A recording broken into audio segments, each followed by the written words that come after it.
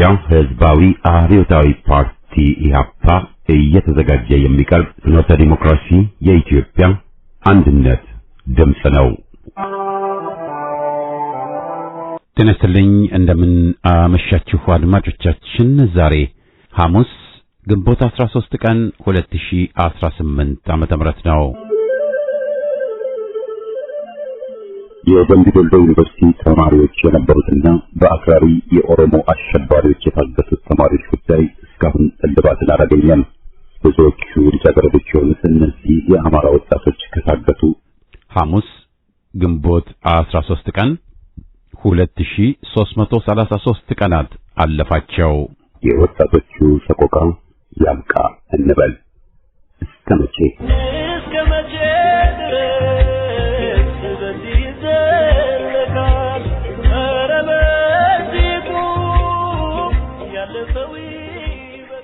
በዛሬ ዝግጅታችን ከኢትዮጵያ ሕዝባዊ አብዮታዊ ፓርቲ ኢህአፓ የተሰጠውን ጋዜጣዊ መግለጫ እናሰማለን። በኢህአፓ ስም አይነገድም በሚል ርዕስ የቀረበ ነው። ከዜናው ተከትሎ ይቀርባል። በመጨረሻም በየሳምንቱ ሐሙስ የሚቀርበው ከማህደራችን ዝግጅታችን ይቀርባል። በዛሬ ከማህደራችን ፕሮግራማችን የእንጦጦ መምህር የሀበሻ ቴክስቶችና የጣዖት ጠራቢዎች በሚል ርዕስ ከዓመታት በፊት ከሐማ ቱማ የቀረበውን ጽሑፍ እናሰማለን። አሁን ወደ ዜናው። ማክሰኞ ግንቦት 11 ቀን በጎሃ ጽዮን ወረዳ ስር በሚገኙ የቆላማ አካባቢዎች ላይ የሚኖሩ የአማራ ተወላጆች ላይ ያነጣጠረ መጠነ ሰፊ የዘር ማጥፋት ጥቃት ተፈጽሟል። በአባይ በረሃ አዋሳኝ በሆኑት በእነዚህ ቀበሌዎች ላይ ታጣቂዎች በከባድ መሳሪያ የታገዘ ወረራ በመፈጸም ንጹሃን ዜጎችን በጅምላ መረሸናቸውና መንደሮችን ሙሉ በሙሉ በእሳት ማጋየታቸውም ታውቋል። ጥቃቱ የተፈጸመው ግርሚ፣ ሲሮ፣ ገነት፣ ማናዮ፣ የጁ፣ ደንበዛ፣ ጅበላ፣ ድሬና መነሲሬ በተባሉ ቀበሌዎች ሲሆን ከሕፃናት እስከ አዛውንት ጨምሮ ንጹሃን አርሶ አደሮች በጠራራ ፀሐይ ተጨፍጭፈዋል። ከአካባቢው የተገኙ ምስላዊ መረጃዎች እንደሚያመለክቱት ሰፊው ቆላማ አካባቢ በከባድ ጭስ ተውጦ የሚታይ ሲሆን አርሶ አደሩ ለዘመናት ያፈራው ንብረት መኖሪያ ቤቶችና የደረሱ ሰብሎች ሙሉ በሙሉ ወድመዋል። የአካባቢው ነዋሪዎች ጥቃቱን ቀጥተኛ የዘር ማጥፋት ሲሉ የገለጹት ሲሆን የወረዳውና የዞኑ የጸጥታ መዋቅሮች ጥቃቱ እንደሚፈጸም እያወቁ ዝምታን መምረጣቸውን በከፍተኛ ምሬትም ተናግረዋል። የታጠቁ ኃይሎች በነጻነት ንጹሃንን ሲረሽኑና ቤቶችን ሲያቃጥሉ የአካባቢው አስተዳደር ምንም አይነት መከላከል አለማድረጉ ድርጊቱ የተቀነባበረ መሆኑን ያሳያል ተብሏል። በአሁኑ ሰዓት ከጥቃቱ የተረፉ ወገኖች ወደ በረሃ የተሰደዱ ሲሆን ያለመጠለያና ምግብ በከፍተኛ ስቃይ ውስጥ ይገኛሉ ተብሏል።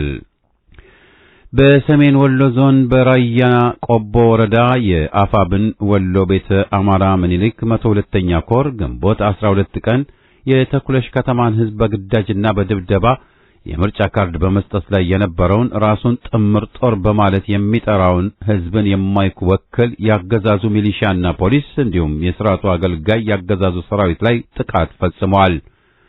ብልጽግና በሚል ሽፋን የሚያወናብደው የኦሮሞማው ዘረኛ አገዛዝ ከሐምሌ 28 2015 ዓ.ም ጀምሮ አስቸኳይ ጊዜ አዋጅ በማወጅ በኃይል የአማራ ፋኖን በ14 ቀናት ውስጥ ትጥቅ ለማስፈታት በሚል ሰበብ በአማራ ሕዝብ ላይ ታሪክ ይቅር የማይለውን ግፍ የፈጸመ ቢሆንም የአማራ ፋኖ ብሔራዊ ንቅናቄ ሕዝቡን ከጥቃት በመከላከልና በመልሶ ማጥቃት ለተከታታይ 3 ዓመት 90% በላይ አካባቢዎችን በአሸናፊነት ተቆጣጥሮ ይገኛል።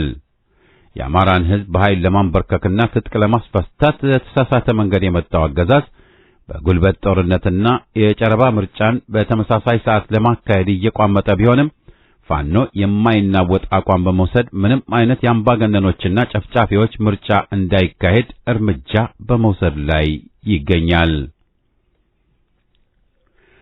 ዘረኛው አገዛዝ የፋኖን ህዝባዊ ሎጂስቲክ የመረጃ ምንጮችና የውስጥ ደጋፊዎችን መዋቅር ሰብሮ ለማጥቃት በሚል ከፍተኛ የቴክኒክና የጂፒኤስ መሳሪያዎች የተጫኑባቸውን 9 ልዩ ተሽከርካሪዎች ከብሔራዊ መረጃ እና ደህንነት አገልግሎት እንዲሁም ከኢንፎርሜሽን መረብ ደህንነት አስተዳደር ኢንሳ ከተውጣጡ ከፍተኛ ባለሙያዎች ጋር በዋና ዋና ከተሞች ላይ በሚስጥር ማሰማራቱ ታወቀ።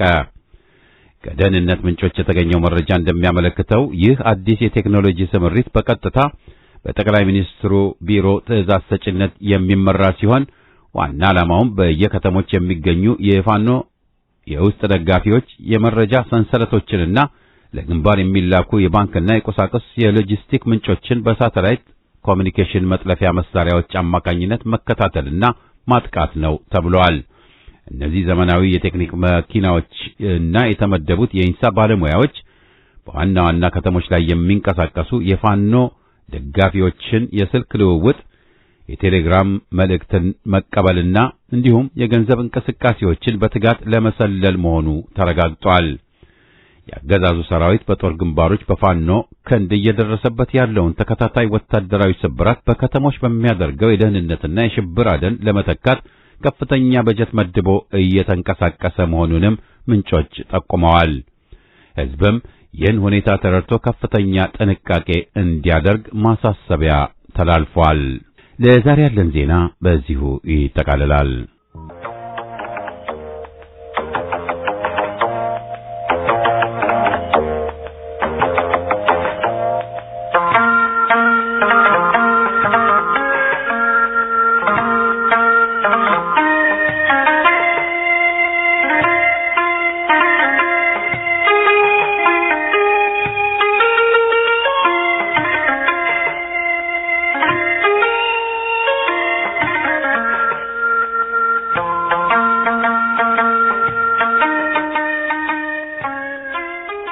ከኢትዮጵያ ሕዝባዊ አብዮታዊ ፓርቲ ኢህአፓ የተሰጠ ጋዜጣዊ መግለጫ።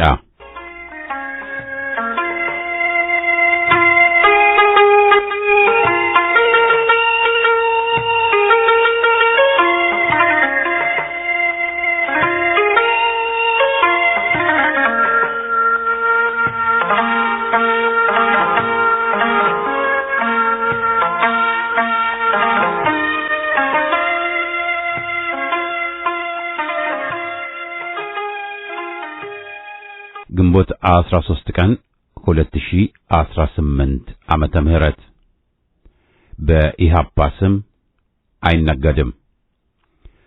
በቅርቡ 54ኛ የምስረታ በዓሉን ያከበረው ኢህአፓ ይዟቸው የተነሳው መሰረታዊ ጥያቄዎች ምላሽ ባለማግኘታቸው አገር እስከዛሬ በሁለንተናዊ ቀውስ እንደታመሰች ትገኛለች። በጊዜው ከተነሱት መሰረታዊ ጥያቄዎች በተለይ መሬት ላራሹ፣ ጊዜያዊ ህዝባዊ መንግስት፣ ዴሞክራሲ ያለ ገደብ ወይም ሁሉን አሳታፊ የሽግግር መንግስት መቋቋም አገር ወደ ህዝባዊ ዴሞክራሲያዊ ስርዓት የምትሸጋገርበትን በር የሚከፍት አማራጭ የሌለው መፍትሄ ነበር። ሆኖም ህዝብ በበቂ ባልተደራጀበትና መሪ ድርጅቱም የሚፈለገውን አቅም ገና ባለመገንባቱ አብዮቱ በታጠቀ ወታደር ተነጠቀ። ራሱን ጊዜያዊ ወታደራዊ አስተዳደር ደርግ በሚል የምርጥ መኮንኖች አገዛዝ እጅም ወደቀች።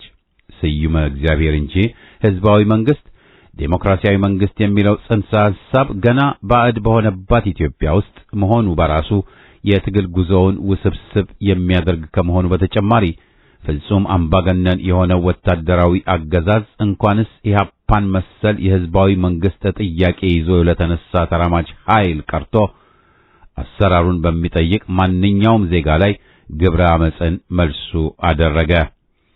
እንዲያም ሆኖ ኢህአፓ የህዝብን ብሶት ያስተጋባ ከህዝብ አብራክ የወጣ ድርጅት ነውና የወታደሩ ፋሽስታዊ እመቃ ከተነሳበት ዓላማ ፈቀቅ ሳያደርገው ህዝብን ከማንቃትና ማደራጀት ታግሎ ከማታገል አልገታውም። ሆኖም ከውጭ ጠላት ይልቅ ከውስጥ የተነሳው ጉዳቱ ሁሌም የከፋ ነውና የደርጉ እመቃ እየተባባሰ የህይወት መስዋዕትነቱም እየጨመረ ሲመጣ በጊዜው ከነበሩት የድርጅቱ ከፍተኛ አመራር ኮሚቴ አባላት መካከል ሁለቱ ብርሃነ መስቀል ረዳና ጌታቸው ማሩ ወይም በወቅቱ ሐና አለ በመባል የተጋለጡት አፈንግጠው የድርጅቱን ደንብ ጥሰው የውይይት በር በመዝጋት ቡድን ፈጥረው በመንቀሳቀስ በድርጅቱ ላይ ከፍተኛ ክህደትን ፈጽመዋል። የአንጃው ተከታዮች የወታደራዊ አገዛዝ መሳሪያና ካድሬ በመሆን የድርጅቱን ምስጢር መዋቅሩንና አባላቱን ለደርግ አሳልፎ በመስጠት ኢህአፓ ላይ ይፋ ጦርነት አውጆ አባላቱን የማጥፋት ዘመቻ ላይ ለነበረው ደርግ ያልነበረውን ጉልበት ሰጠው። በዚህም የድርጅቱ አመራር አባላት ብዙዎቹ ተሰውተዋል። በብዙ ሺህ የሚገመቱ አባላትና ደጋፊዎች መስዋዕት ሆነዋል። በየመንገዱ በየድልድዩ ስር ወላጆቻቸው በር ተጥለው በጅምላ ተቀብረዋል። የደርጉ ፋሽስታዊ አገዛዝ የአንጃውን ጥቆማ ተጠቅሞ በቤት ለቤት አሰሳ በገፍ አስሯል፣ አሰቃይቷል፣ ፈጅቷል። ለአንጋቾቹ በሰጠው እንዳሻ የመግደል ፈቃድ ጋር ተደምሮ ይህ የመጀመሪያው አንጃ አሳልፎ የሰጠው መረጃ ወታደራዊ ጁንታው ድርጅቱ ላይ ላደረሰው ጉዳት መሳሪያ ሆኖ አገልግሏል። ይህ ከ1969 ዓመቱ አንጃ ድርጅቱ እንዲዳከም በማድረግ የደርግ አገዛዝ ስልጣን ላይ እንዲቆይ ትልቅ ሚና ተጫውቷል። ይህን የትላንቱን የአንጃ ጥፋት የምናነሳበት ምክንያት ለዛሬ አስተምህሮት አለው በሚል ነው።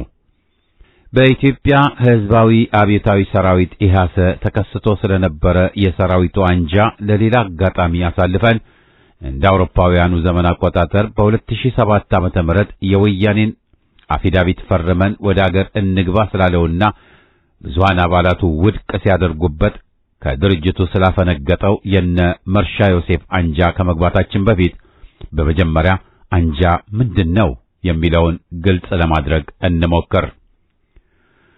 አንጃ ማለት በአንድ የፖለቲካ ድርጅት ውስጥ የተወሰኑ ግለሰቦች የሚያቀርቡት ሐሳብ በብዙሃኑ አባላት ተቀባይነት በሚያጣበት ወቅት በቡድን ተደራጅቶ ህገወጥ በሆነ መንገድ የግልን ፍላጎት ለማሳካት ብቻ ሲመች በግላጭ በአብዛኛው ግን የድርጅትን ውስጣዊ ደንብና ህግን በጣሰ መልክ ሚስጥራዊ በሆነ ሁኔታ የሚንቀሳቀስ ነው። እንዲሁም ስውር ዓላማውን ስኬታማ ለማድረግ የሚጥር ይህን ደባውን ያደናቀፉብኛል ብሎ በሚገምታቸው የድርጅት አመራር አባላት ላይ በእውነት ያልተመረኮዘ ጥላቻን በመንዛት የበላይነትን ለመያዝ የሚጥር ግልጽ በሆነና የብዙሃን ውሳኔ ለመገዛትና ለመመራት ፍላጎትም የሌለው ነው። በተጨማሪም የጸረ ዴሞክራሲያዊነት እና የፈሪነት ጠባይ የሚጠናወተው ጨለምተኝነትና ተስፋ መቁረጥን በማስፋፋት የኋላ ኋላ በወቅቱ ላለው ወይም ለሚኖረው አገዛዝ ራሱንም ሆነ ሕዝብን ተገዢ በማድረግ በአጠቃላይ የሕዝብንና በተለይ የአገር ወዳዱን የትግል መንፈስ እንዲሁም ቆራጥነትን ለማኮላሸት የሚጥርና የሚንቀሳቀስ ቡድን ማለት ነው። ይህ ከ11 ዓመት በፊት የወያኔን አፊዳቪት ፈርመን ወደ አገር እንግባ በሚል ከኢህአፓ ያፈነገጠ አንጃ በአውሮፓውያን አቆጣጠር በ2018 ዓመተ ምህረት የኦህዴዱ ኮሎኔል ወደ ስልጣን ሲመጣ ገና ዛሬ ጠቅላይ ሚኒስትሬ ብዬ የምጠራው ሰው አገኘው ብሎ ያሽቃበጠው አዛውንት የተመራው አንጃ በወያኔ ያጣውን በርጩማ በብልጽግና ኦህዴድ አገኛለሁ በሚል ቀቢጸ ተስፋ ያላንዳች ቅድመ ሁኔታ አገር መግባቱ ይታወሳል። ይህ የድርጅቱን ስም ሰርቆ በማወናበድ ላይ ያለው አንጃ ከኦሮሞማው አገዛዝ የተመኘውን አንዳችም በርጩማ አላገኘም።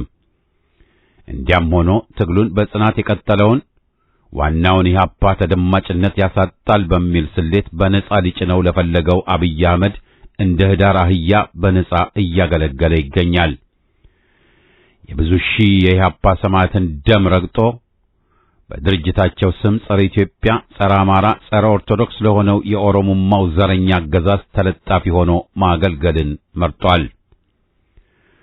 ዋናውና ህጋዊው ኢህአፓ ስለዚሁ አገር ውስጥ በስሙ በማወናበድ ላይ ስላለው አንጃና ያገዛዙ ደባ በሚመለከት በጊዜው በልሳኑ ካሰፈረው ለመጥቀስ አዲሶቹ ባለስልጣናት ኢህአፓንን የሚሉ ህገወጥ ግለሰቦችን ወደ አዲስ አበባ ጋብዘው አቀባበል ሊያደርጉላቸውና በድርጅቱ ስምም ሊያንቀሳቀሷቸው ያቀዱ መሆኑን ለማወቅ ተችሏል።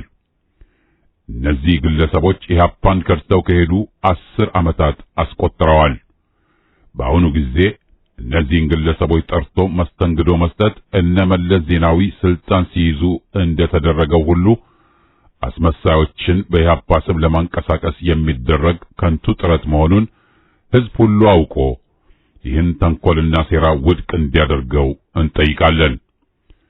ኢህአፓን ማግለልና ማጥፋት የሻዕቢያ የወያኔ የግንጠላ ኃይሎችና የጸረ ኢትዮጵያ ባዕዳን ተልእኮ ሆኖ ለረጅም ዓመታት መቆየቱን የማያውቅ የለም ማለትም እንፈልጋለን።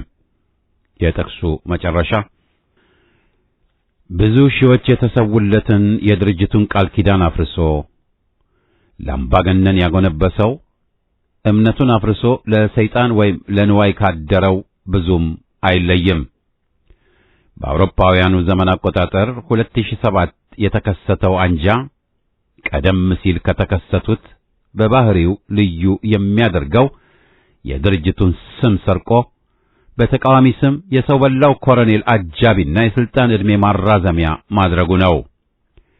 ይህ ሀገር ውስጥ በኢህአፓ ስም እያወናበደ ያለው አንጃ በአማራው ስም በፋኖ አርበኞች ስም እያወናበዱ ካሉት ህሊና ቢሶች የተለየ አይደለም። የህልውና ትግሉን ከካህዲ አንጃዎችን ጠብቅ። ኢትዮጵያዊነት ያቸንፋል።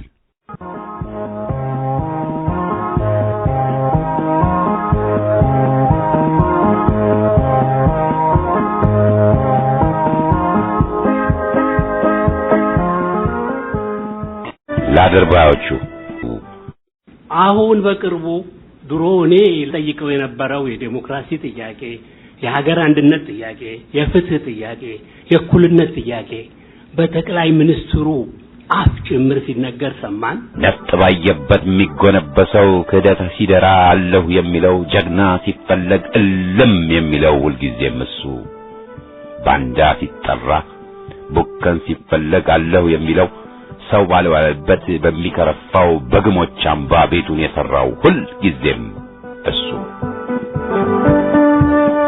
ለመጀመሪያ ጊዜ ጠቅላይ ሚኒስትር ብዬ የምጠራው ሰው አገኘኋል። አፍም አስቸጋሪ ጭራሽ አመፀኛ ጌታውን ረስቶ ላበላው ቤተኛ አፍማ አዋራጅ አልፎም ሰውን አጥፊ የተሸጠ ጌታን ድንገት አናጋሪ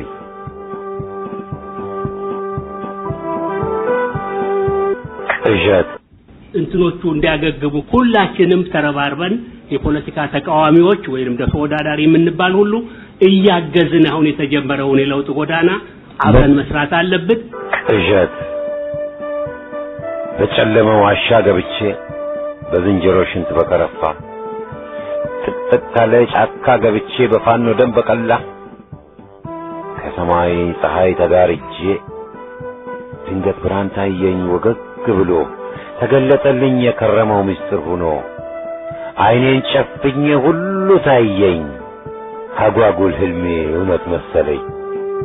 ለመጀመሪያ ጊዜ ጠቅላይ ሚኒስትር ብዬ የምጠራው ሰው አገኘኋል። በኮሽታ ባነን ለኩታራ ሰገን ድንቅም ትግል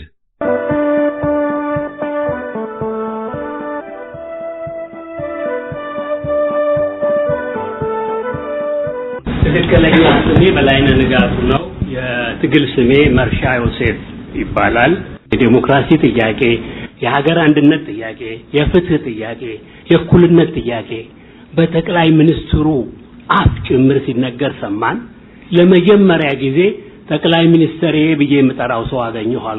ከባላንጣ ከዶለተ ከፋሺስት ከጎረበተ ሆዱ እንደ ቀልቀሎ ዝብጠን አፉም እንደ ሸነቆሩት በርሜል ካፈሰሰ ሚስጥር ላይችል የጥንት ወዳጁን መዘርዘር ካሳበቀ ለፋሺስት የልቡን ከዘረገፈ በአደባባይ ከለፈለፈ ሴራ ካውጠነጠነ ሸር ካጠመጠነ አላት ያለች ጣት ከሆነ አይወግኑት ወገን ካሻ ከጠላት ከወገነማ ድሮስ ምን ይሰኝ ኖሯል ባንዳ ነው እንዲያማ።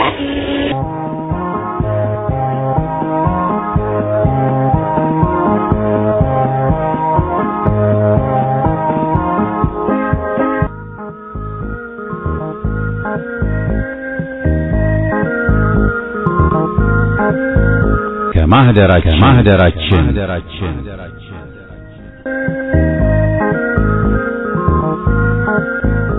ከማህደራችን ዘወትር ሐሙስ የሚቀርብ ከዓመታት በፊት በፍኖተ ዴሞክራሲ ቀርበው የነበሩ ሀተታዎችን፣ ትችቶችንና ጥናታዊ ጽሑፎችን ምን ብለን እንደነበር ለማስታወስ የሚቀርብ ዝግጅት ነው።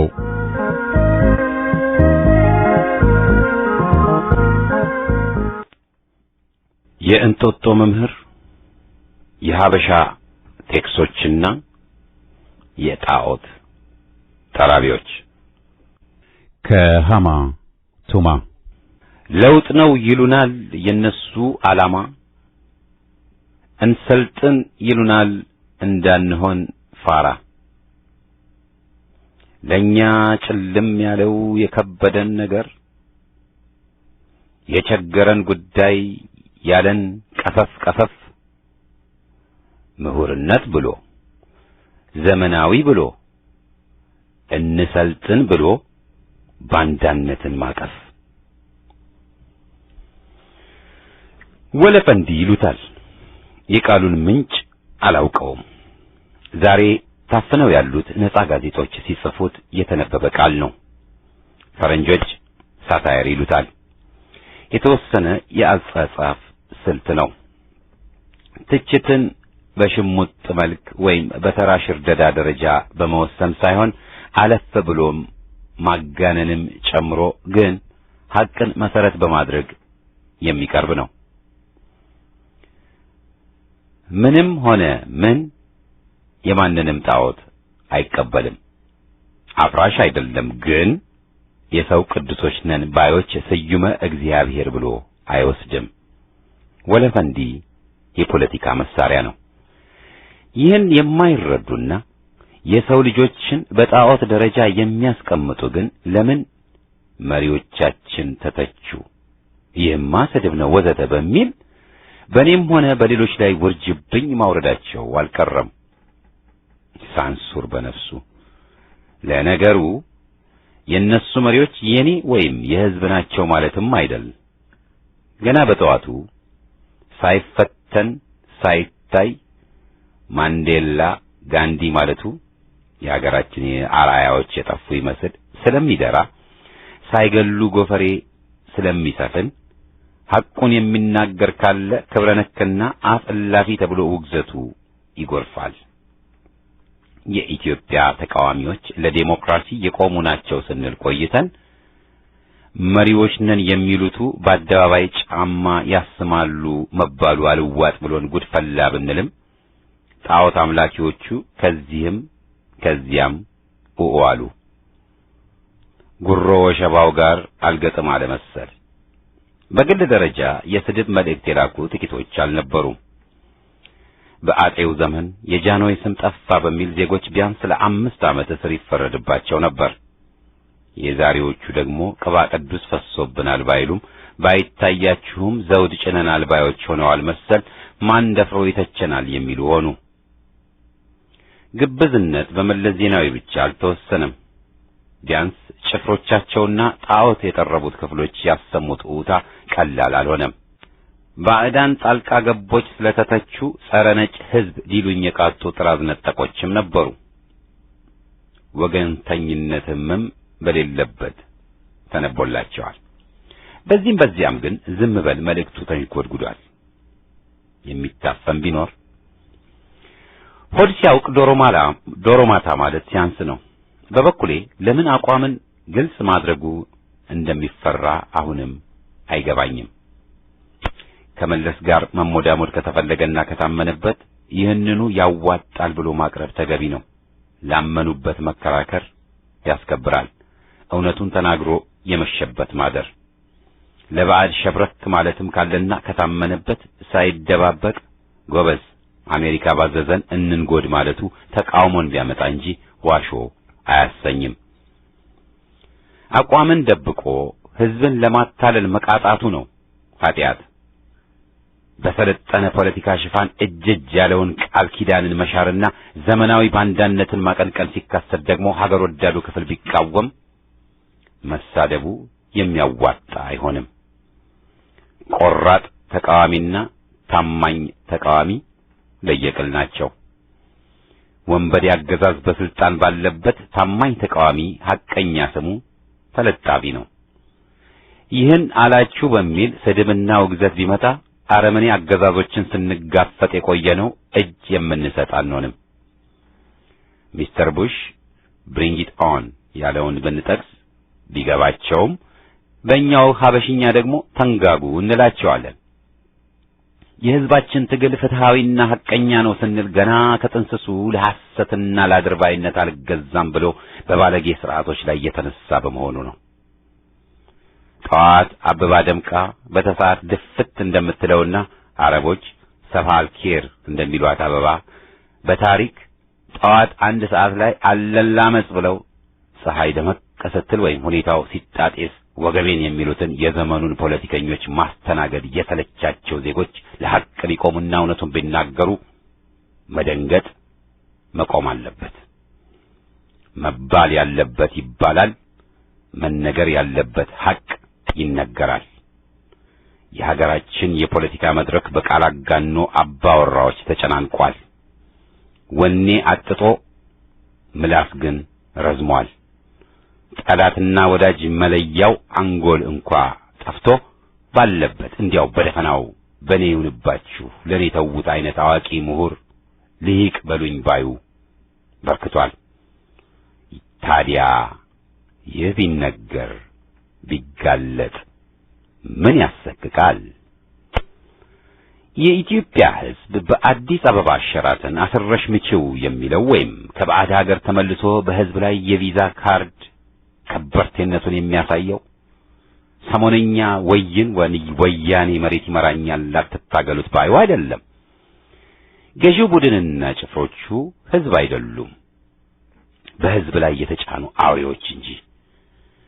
ለእኔ ሀገር ወዳድ ኢትዮጵያዊ አዛውንት ቢሆኑም በጀግንነት ጸንተው ውድ ሀገራቸው መግባት የተከለከሉት እነ ኮሎኔል አስናቀ አይነቶቹን አርአያዎችን እንጂ ሚሊኒየም ልጨፍር፣ መሬት ልመራ፣ ቤት ንብረት ላስመልስ፣ ልነግድ ወዘተ እያለ መታወቂያ ከፍሎ ቪዛ ተፈቅዶለት አዲስ አበባ የሚመላለሰውና ነገሮችን ሁሉ ጽቡቅ ናቸው ባይሆን አይደለም። በዛ ሰፋ ወደ ሀገር ስለገባችሁ ስለተመላለሳችሁ ተወገዛችሁ፣ ስለሄዳችሁ ተቀናባችሁ። ይህን ድምዳሜ የሚይዙ ዳግም የነገሮችን ውል ሁሉ መሳታቸውን ያረጋግጣሉ። ተቃዋሚ ስንልም ከወያኔ ጋር ተቃቅፎ የመድበለ ፓርቲን ጭምብል የሚያጠልቀውን የአንድ ጨቋኝ ፓርቲውን ሎሌውን ተለጣፊውን አይደለም። በአዲስ አበባና መቀሌ ከወያኔ መሪዎች ጋር ጌት ዳውን ወይም ደርብ እያለ ጨፍሮ ዋሽንግተን ወይም ለንደን ተመልሶ ተቃዋሚ በሉኝ የሚለውንም በተመለከተ በማንነቱ ጥያቄ ብናነሳ ተገቢ ነው። ከኢንተር አፍሪካ ተቋም እስከ የክህደቱ ጎራ ሁሉም ተሰባስበው ራሳቸውን ታማኝ ወይም የሰለጠነ ፖለቲከኛ ብለው አጥምቀው ቢውገረገሩ ሕዝብን የሚያደናግሩ አይሆኑም። ሕዝብ ከዚህ በፊት አመኔታውን እየሰጠ ለአስመሳዮችና ቃል ኪዳን አፍራሾች ሰለባ ሆኗልና ይህ ስህተቱ እንዲደገም የሚመኝ ሐቀኛ ዜጋ የለም። ትንሽም ብትሆን ተናግሮ እውነትን ማስከበር ያስፈልጋል። ላለፈው አንጸጸትም፣ ለሚመጣው አንበለጥም የምንል ከሆነ ደግሞ ካለፈው ስህተት መማርን አንከለከልም ብቻ ሳይሆን አለመማሩ ቅንጦት ይሆናል። ሕዝብ ይመሩናል ብሎ ያመናቸው ለወያኔና ለባዕድ ተሸናፊ ሆነው አስጠቅተውታል። ዛሬም በአንድ በኩል ለሕዝብ ያንተነን እያሉ በሌላ በኩል ደግሞ ለወዲ ዜናዊና ለቡሽ መንጋ ቡችላ ከሆኑ ሕዝብ ዳግም ሊሞኝላቸው አይገባም። ስንዴና እንክርዳዱን መለየት ይኖርበታል። ከቃላት ባሻገር በገቢርና በተጨባጭ ማን ለሕዝብ ቆሟል፣ ማን አሁንም ከመለስ አገዛዝ ጋር ተለሳልሶና ተግባብቶ ያገዛዙን ዕድሜ ወደደም ጠላም ሊያራዝም ተዘጋጅቷል የሚለው መታየት፣ መለየት፣ መታወቅ አለበት። ጉዳዩ የወሳኝ ትግል ጥያቄ የሞት ሽረት ስንቅንቁ መለያ ስለሆነ በይሉኝታና በሽማግሌ ወይም በእርቅ የሚፈታ አይደለም። በበኩላችን ዛሬ ሳይሆን በ1983 ዓመተ ምህረት ገና ወያኔ ስልጣን ሲይዝ ይህ አገዛዝ በሁለገብ ትግል መወገድ አለበት ብለን ስለነበር ዛሬ ይህን በተመለከተ የምናርመው ብዥታ የለም። ብዥታው ሊከሰት በጣረበትም ታግለን አሸንፈነዋል። በሕዝብና በወያኔ መካከል አሸናፊና ተሸናፊ መኖር አለበት። ሕዝብን በፈጀ አገዛዝ ላይ ቂም የለንም የሚሉቱ ከሟቾቹ ወገን ዘመድ ጋር መነጋገር ሊኖርባቸው ነው። ከዚህ አንጻር በደቡብ አፍሪካ እርቅና ሰላም ወረደ ማለቱም አያስኬድም። ሐቅ ካለመሆኑ ሌላ ጋሪውን ከፈረሱ ያስቀድማል። አገዛዙ ከወደቀ በኋላማ የትኛው መፍትሄ ይበጃል ብሎ መወሰኑ ሌላ ነው። መጀመሪያ ግን አገዛዙ መወገድ አለበት። መውደቅ፣ መንኮታኮት ይህን የሚጻረርና የመለስን አገዛዝ ዕድሜ እናራዝም የሚል ባዕድ መኖሩ አይገርምም። መለስ ዜናዊ የባዕድ ተገዢ ነውና ይህን የሚል ሀገር በቀል ኃይል ወይም ቡድን መኖሩና ራሱን ደግሞ ተለጣፊ ሳይሆን ተቃዋሚ ሊል መጣሩን ግን በዝምታ የምናልፈው አይሆንም። ጉድጓዱ በወያኔ ራሱ ከተማሰ ዓመታት አልፈዋል። በዚህ በኩል ጭቁኑ ሀገር ወዳድ ሕዝብ አለ። በወዲያ በኩል ደግሞ ወያኔና ያወቁም ያላወቁም ጭፍሮቹ አሉ። ድልድይ የለም። ቅራኔው ወሳኝ ነው፣ የማይታረቅ ነው። መፍትሄው የሚገኘው በትግልና በትግሉ ውጤት ብቻ ነው። በወያኔ ፓርላማ የሚገኝ መፍትሄ የለም። በባዕድ አጋፋሪነት የሚገኝም የለም። ጠላትን ወዳጅ ብሎ በመለፈፍም የሚገኝ ስርየት ሳይሆን የከፋ ባርነት ነው። ለዚህም ነው ቢያስረንም ቢፈጀንም አንጠላውም የሚለው ዲስኩር ለኔ ብጤውና ለሕዝብ አልገባ የሚለው። መጥላት ይነሰን እንዴ? ጠላት ወዳጅ ላይሆን አልለማመጥም ብለዋል የጥንት ኢትዮጵያውያን። ዛሬ ሰላማዊ ትግል ብቻ የሚባለው ግደለን አንጠላህም ፖለቲካ፣ በጠላት ላይ አለማክረር፣ ሊበድሉንም አንጠላቸውም ወዘተ በሚል ተራቀቀ ተብሎ የሚስተጋባው ፖለቲካ ታሪካዊ ማጠየቂያ የሌለው ነው። የአረመኔውን አገዛዝ ጸረ ሕዝብነት አለዝቦ ማቅረብ ሳይሆን አጋልጦ ላመረረ ትግል ጥሪ በማድረግ ፈንታ ያደረገውን ላወቀ አገዛዝ ኤሎሄ ኤሎሄ ያደረገውን አያውቅምና ይቅር ብለናል፣ መጨረሻው የባርነት ቀንበር ተሸክሞ መቀጠል ነው። ይህ ደግሞ በሀገራችን ታሪክ ማጠየቂያ ሲያጣ ወደ ህንድና ጋንዲ ቢወነጨፍም በዚያም ሆነ በሌሎች ሀገር በዚህ ዘዴ የተገኘ ነጻነት የለም። ህንድ ነጻነቷን የተጎናጸፈችው በጋንዲ ሰላማዊ ትግል ሳይሆን በአመጽና በወቅቱ በተከሰቱ የተወሳሰቡ የፖለቲካ ችግሮችና ገጠመኞች ነው። ይህ የተስፋፋ አመጽ ጋንዲን በጣም ስላበሳጨው በህንድ የነጻነት ቀን በዓል ላይ ላለመገኘት መወሰኑና ለመገኘቱ በታሪክ የተመዘገበ ነው። ደቡብ አፍሪካ፣ ፍልስጤም፣ የአፍሪካ ቅኝ አገዛዝ ትግል፣ ደቡብ ሱዳን፣ ዳርፉር፣ በእስያ ወዘተ ትግሉ ጠላትን ወዳጅ ያለ አልነበረም፣ አይደለም። አመጽን የሸሸ ትግል ውጤት አላስገኘም። ትናንትም ዛሬም ያለው ሀቅ ይህ ነው። ከዚህ ሌላ ደግሞ ሰላማዊ ትግል በተባለበትም በቅርቡና በሰሞኑ በርማ ወይም ሚኒያምር በተባለው የእስያ ሀገርና በዚያ የሚካሄደውን ትግል እንደ ምሳሌ ብንወስድ ጸረ አገዛዙ ትግል መካሄዱ የግድ ሆኖ ሲካሄድና መስዋዕትነትም ሲከፈል ታየ እንጂ ከጠላት ጋር በመደራደር ብቻ መፍትሄ ሊገኝ ሲሞከር አልታየም። በሀገራችንም ቢሆን ባለፈው የግንቦት ምርጫ የተካሄደው ትግል ያስገኛቸው ውጤቶች ከወያኔ መፋለምን ያቀፉ እንጂ ተለጣፊነትን ያስቀደሙ አልነበሩም። ታዲያ ይህን ሀቅ ብንናገር ምነዋ ውግዘቱና ክሱ ተበራከተ? በጣዖት ማመኑ አልዋጥ ያለን ደግሞ መሪዎቻችንን በሚሉንም ያውም ሳንመርጣቸው ብዙውን ጊዜ ላይ ቢሆን መሳቅና መቀለድ መብታችን ነው ባይነን። ከመቶ አለቃ ግርማ እስከ ብርቱካን ሚደቅሳ ወደ አሜሪካ ተጉዘው የቴክስ ወይም የካውቦይ ወይም የአሜሪካ እረኛ ቆብ አጥልቀው ዳንሱንም በአደባባይ ሲያቀልጡት ስናይ ቴክሱ ፈረሰኛ አሸዋ ላይ ተኛ ማለቱ ቢመጣብን ምን አለበት? ይህን ቆብ አድርገው ያየናቸው እነ ስመጥፉ ሮናልድ ሬጋንና ጆርጅ ቡሽ አባትና ልጅ በመሆናቸው ሀበሾቹ ማለትም ያገዛዙ ሹመኛና ተቃዋሚ የተባሉት ሁሉ ይህን የሰዎቹን የባህል ወይም ሀገራዊ ቆብ አጥልቀው ሲገኙ መተቸት ወይም መፎተት በወለፈንዲ መቼም የሚያስቆጣ አይሆንም። ከወደ ሀገር ባህሉም ተመሳሳይ የሚታይ ነበር እንዳል ምንም እንኳ ተቃዋሚዎቹ የሀገር ባህል ልብስ አድርገው ባላይም መለስ ዜናዊም የሀገር ልብስ ለብሶ በሚሊኒየሙ በዓል ፎቶ መነሳቱን ማየታችን አልቀረም። ጨርቅ ያላትን ሰንደቅ ዓላማችንንም የሚያከብር መስሎ መታየት ጀምሮ የለ። በዚያም ግን ይህ ሁሉ የላይና ሁላችንንም የሚመለከት ነው። ብንስቅባቸው አይቆጡ ለማለት ቴክሱ ባለቆብ የሆነው የአሜሪካ ሎሌ የሆነ ማለት እንዳልሆነው ሁሉ የሀገር ልብስ እየለበሰ ቀይ ሽብርና የሰኔ 97ንም ግድያ ያካሄደውን እናውቃለን። የሀገር ልብስ የሚያዘወትሩ አዛውንት በአስታራቂ ስም እጅ አስነሽ ሆነውም ታዝበናል።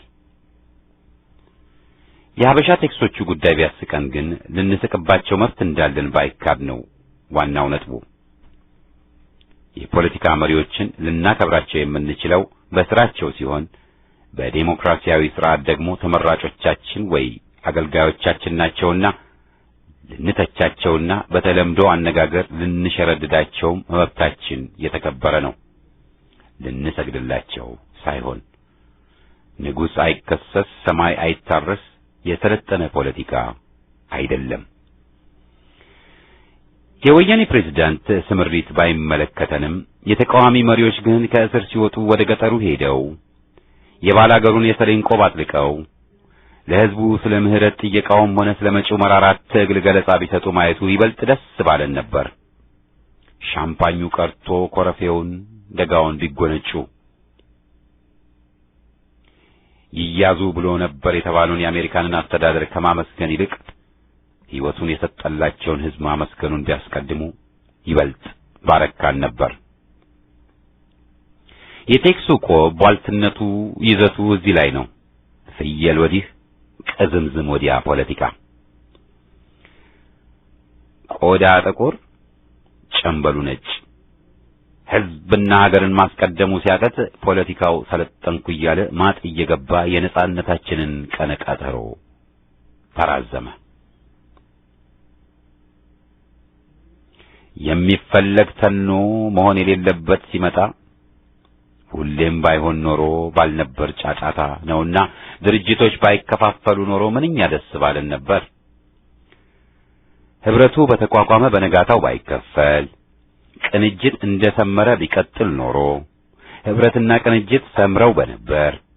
በየካቲት 66 ኢህአፓና መይሶን ባልተጣሉ ኖሮ ወዘተ ወዘተ። ገፋ ካደረግነው ደግሞ ወያኔ ባልሆነ ኖሮ እያልን መጓዝ፣ ማለም፣ መቆጨት እንችላለን። ኑሮ ግን በኖሮ በነበረ አይኖርም። ወደድንም ጠላንም የተከሰተውን ማየት፣ ማወቅ፣ መቀበል አለብን። ድርጅቶች የህብረተሰቡ ቅራኔ ነጸብራቅና ውጤት ናቸውና ህብረተሰቡን ከሚንጡት ቅራኔዎች ውጪ ሊሆኑ አይችሉም። ስለዚህም ቅራኔዎች መከሰታቸው አይቀርም።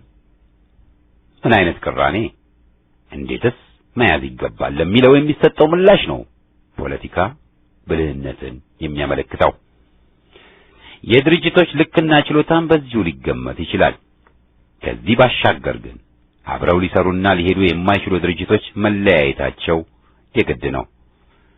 ለትግሉም የሚጎዳ ሳይሆን ይጠቅማል። በህዝብ ጎራ የሚመደቡ እስከሆነ ድረስ አለመጋጨታቸው ደግ ሲሆን፣ በግድ ግን ስመሩ ማለቱ የሚያስገድም የሚጠቅምም አይሆንም። ኢህአፓና መይሶንን ብንወስድ በመስመር ልዩነት ቀደም ብለው ቢለያዩም ወደ ከረረው ጠብ በችኮላ ዘው አላሉም። በአዲስ አበባ ከተማ ዶክተር ተስፋዬ ደበሳይ ኢህአፓን ወክሎ፣ ዶክተር ኃይሌ ፊዳ ደግሞ መይሶንን ወክሎ ውይይቶች ተካሂደው ነበር።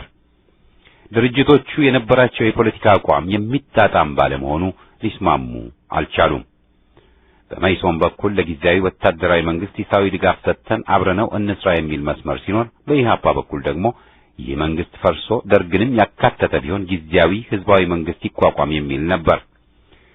ትናንት በህብረቱ መካከል ወያኔ ፓርላማ እንግባና አንግባ በሚለው የተከሰተው ልዩነት ሊጣጣም የሚችል አልነበረም። ዛሬ በቅንጅት ውስጥ ያለው ልዩነት ይህን ይመስላልን? መልሱን ለታዛቢዎች የምተወው ሲሆን ያሉትን ችግሮችና እውነታዎች አንስቶ የተቸውን የእንጦጦ መምህር ቢናገር በዓመት ያውም ሬት ብሎ ማብጠልጠሉ ከቶም ትክክል አይደለም። ያውም ችግሩ ምስጢር ሊሆን ቀርቶ በየአደባባዩ ተሰጥቶ ወያኔ ራሱ እጅ አለኝ እያለ እየቀለደበትና እየቀለደብን ሳለ ግራዝማች ቸኮል ልብሱ አልቆበት እርቃነ ስጋውን ሲሄድ አየሁት ያለውን ግለሰብ በአደባባይ የሚታየውን አጋለጠን ብሎ ማውገዙ የሚበጅ አይሆንም። በኖሮ መኖር ካለመቻሉ ሌላ የሰጎን ፖለቲካ ደግሞ ያለን ችግርና ቀውስ አላይም ብሎ የመጨከኑ ፖለቲካ የሚያስከትለው ውድቀትን ነው። በድርጅቶች መካከል የሚነሱ ችግሮችን በአግባቡ ለመፍታት መጣሩ ጠቃሚ ነው።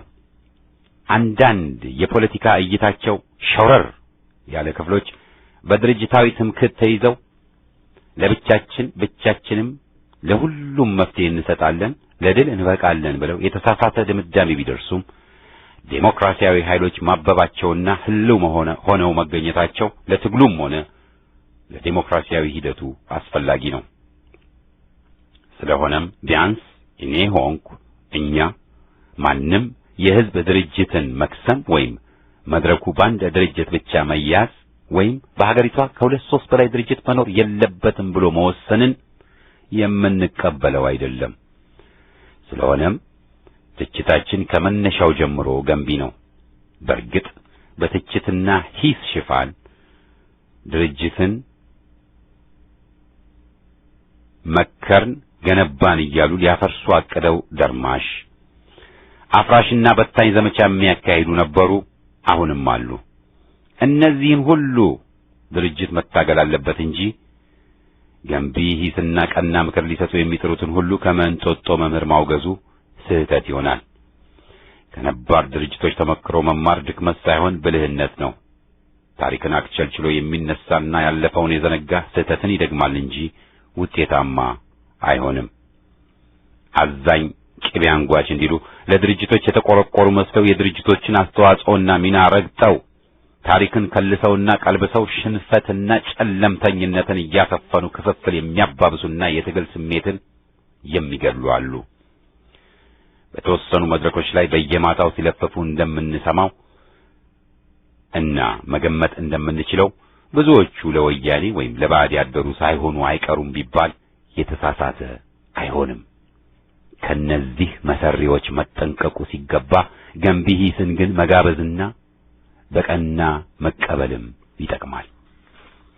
ይህን ስንል ትችቱ ሚዛናዊ ይሁን ማለት ደግሞ አግባብ ያለው ነው። ባለፈው የግንቦት ምርጫ በተቃዋሚዎች በኩል የነበሩ ብዥታዎችና ስህተቶች እንዳሉ ሆነው የተቃዋሚ ድርጅቶችና የህዝብ ትግል ያስገኘውን ድል ምንም እንኳን የተፈለገው የመጨረሻው ድል ባይሆንም መካድ አይገባም።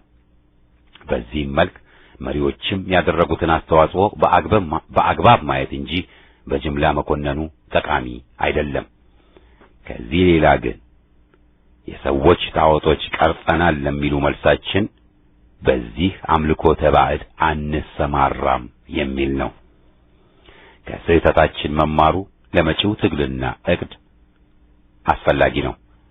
ለመደምደም አሁንም እንደገና ከቃል አጋኖና አፍራሽ ፖለቲካ መራቅ፣ ለጠላት እጅ መስጠት የሰለጠነ ፖለቲካ አለመሆኑን መቀበል፣ ክፍፍልን ለማስወገድ በቀና ልብ መነሳት፣ ለሕዝብ የተገባውን ቃል ኪዳን ማክበርና አምሮ ወያኔን መታገል ያስፈልጋል።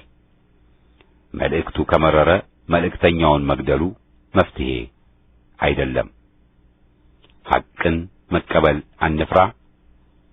በተባበረ ትግል ጠላትን እናሸንፍ። ድል የጭቆኑ ሕዝብ ናት።